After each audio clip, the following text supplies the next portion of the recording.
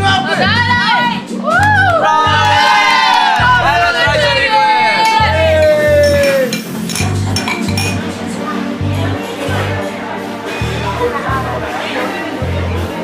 Ще оставаш ли изпитателно? Абе, я знам, съм аз сам.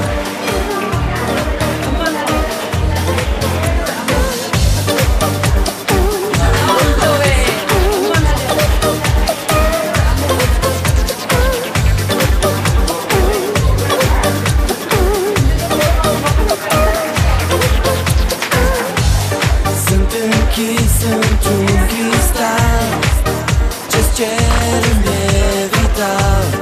Astăzi vreau să zbor cu tine. Fără tine în lumea mea nici o clipă n-aș visa. Sunt prizonier sub vraja ta. Doar cu tine umbra mea înțelege dragostea și se topește în palma ta.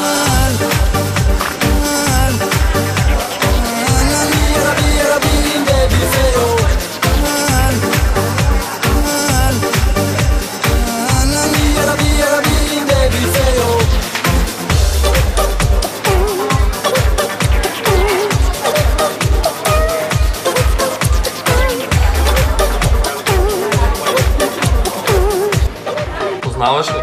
Много е, ама не е за теб. Има доста високи стандарти. Няма да се вържи. Мислиш ли? Аз ти казвам, много е капризен. Ще се пробвам. Пък знае ли, човек? Успех. Fără tine în lumea mea nici o clipă n-aș visa. Sunt prizonier sub vraja ta.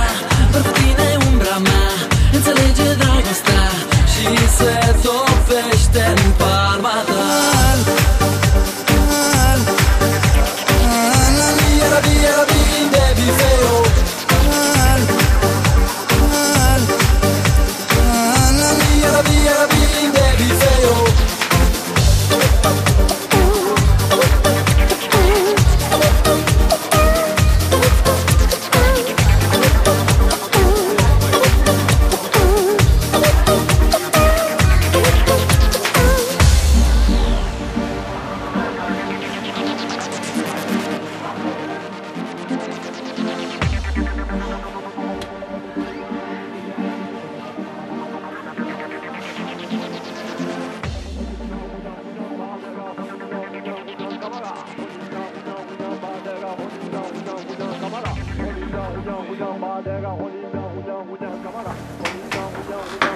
Искам да правя секс с теб.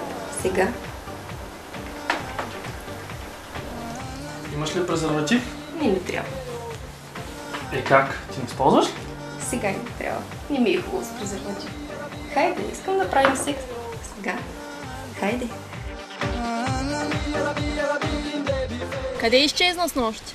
Бях в страната на чудесата. С онова момиче? Да, запознахме се, танцувахме. И какво? Не успя да устои на черен. Май съм влюбен. О, я не ме разсмивай. Шегувам се, бе.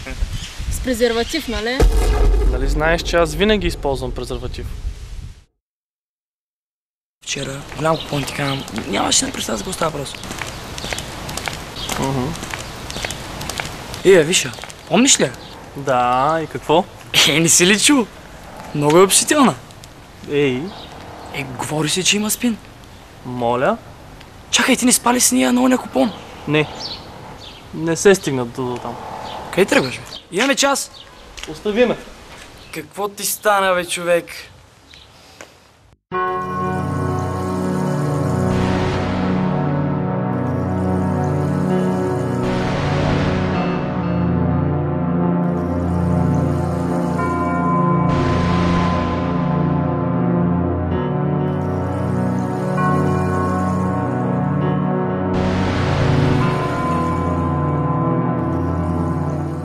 Скъпи, как си? Как мина деня ти? Много изморителен ден. Днес имахме много работа. И? Дойде едно момиче за изследвания. И какво? Открихме му спин. Какво? Да, но е само на 16 години. Тези младежи не знаят да се пазят. Добре, че нашият син има мозък в главата. Да, той поне е разумен. Ученици, това са вашите контролни. Резултатите не са добри, не съм доволна. Първи номер. Втори номер. Трети. Четвърти. Пети. Шести. Седми. Осми номер. Девети. Десети. 11. 18 номер. Номер 18. Слави, къде си? Тялом си тука, духом. Да не си влюбен. Остави ги тия момичета за малко. Спокойно. Момичета няма да избягат. Изоставя с учението напоследък. Вземи се в ръце.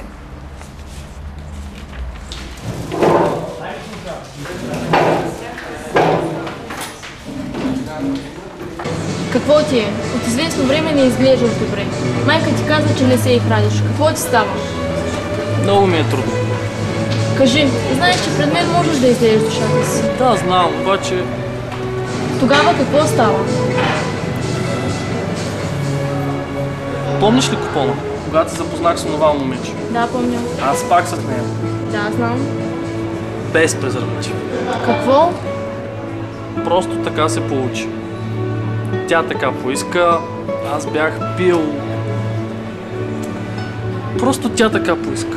А сега ми казаха, че може би има спин. Стига, бе. Да. И сега какво? Не знам. Говори с баща си. Не мога. Кажи му, че трябва да правиш реферат за спин в училище. Мислиш ли? Да, той ще ти каже какво трябва да направиш. Дано. Тате, можеш ли да ми помогнеш за нещо? Разбира се. За какво по-точно? В училище трябва да правя реферат за спин. Добре. И какво те интересува? Всичко. Най-важното е да разбереш, че човек може да е серопозитивен, но да не боледува от спин. Възможно е и никога да не се разболее, но не подозирайки нищо, той разпространява вируса, като го предава на други. А кой се е заразял?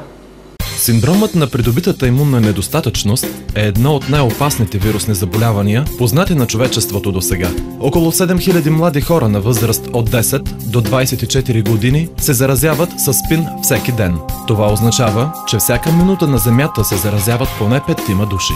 Първият регистриран случай на синдром на придобитата имунна недостатъчност е през 1981 година. Общият брой на хората с ХИВ по света е близо 40 милиона души. Синдромът на придобитата имунна недостатъчност е вирусно заболяване, увреждащо имунната система на човека. Причинява се от вируса ХИВ. Важно е да се разбере, че човек може да е серопозитивен, т.е. да носи в себе си вируса ХИВ, но да не боледува от спин. Много са носителите на вируса, които години наред не заболяват.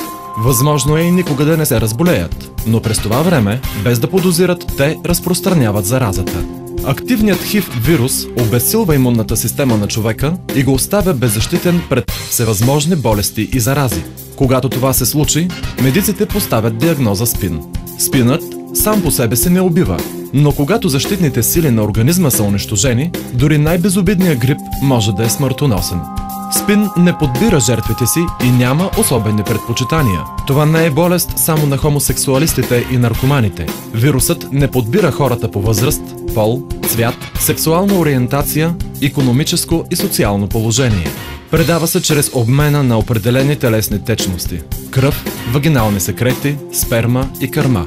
В реалността се срещат 3 основни ситуации на заразяване – по полов път, по кръвен път, чрез ползване на общи игли или предаване на вируса от майка на детето.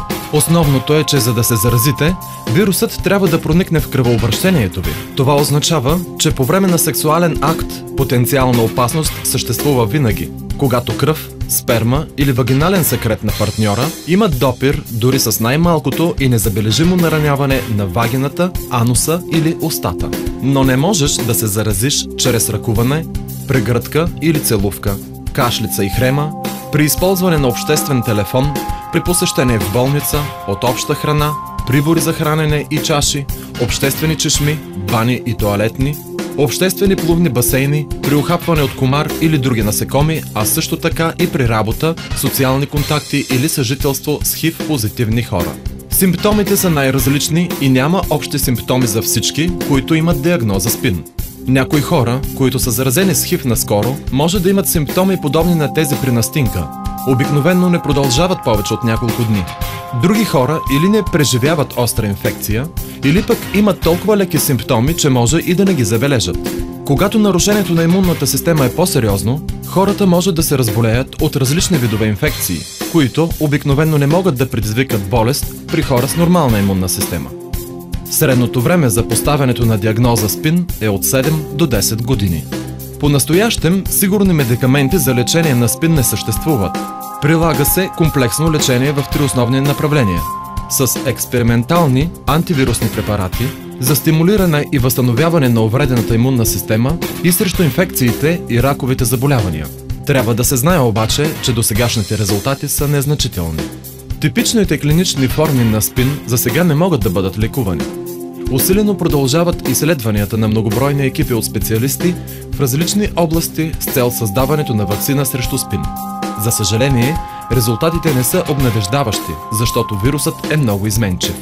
Ползваните терапии целят да намалят разрушителното действие на вируса върху имунната система, както и да се противопоставят на страничните инфекции, фатални за хората болни от СПИН. Най-голяма е популярността на така наречените коктейлни терапии, които обаче включват скъпи и труднодостъпни медикаменти. Трябва да се знае и че не винаги HIV инфекцията е фатална. Без лечение почти винаги се стига до СПИН, което неминуемо довежда и до смърт. Днес обаче съществуват методи за лечение, които забавят развитието на HIV инфекцията и позволяват хора, инфектирани с вируса, да живеят здрави и продуктивни в продължение на много години. Единственият начин да разберете дали сте заразени е да си направите тест за HIV. Само за дни или седмици след първоначалното инфектиране с вируса в организма се появяват антитела, които могат да се открият чрез прост тест, който в България се прави в кабинетите за безплатно и анонимно консултиране и изследване за HIV СПИН. До този момент в България са разкрити 15 такива кабинета, като по-голямата част от тях се намират в регионалните инспекции за опазване и контрол на общественото здраве. От тази година във всичките специализирани кабинети, освен безплатно консултиране и изследване за HIV, се предлага и безплатно изследване за хепатит Б, хепатит С и сифилис. Тестовете, които се правят, могат да установят до 99,9% от случаите на инфекция и да открият антителата след около 3-4 седмици след евентуално инфектиране. Ако тестът се направи през така наречения прозоречен период, може да се пропуснат някои нови случаи на инфекция. Положителните тестове обикновено се правят още веднъж, за да се предотврати лабораторна грешка. Тъй като тестът за HIV би могъл да не отчете скорошна инфекция, препоръчва се първоначалният тест с отрицателен резултат да бъде повторен още веднъж след 3 до 6 месеца. Но въпреки всички предпазни средства, единственият начин да се защитим е като се отнасяме отговорно към себе си и към околните. Не бива да се рискува живота заради бърз мимолетен секс. Презервативите трябва да се използват, а не само да се носят в джоба.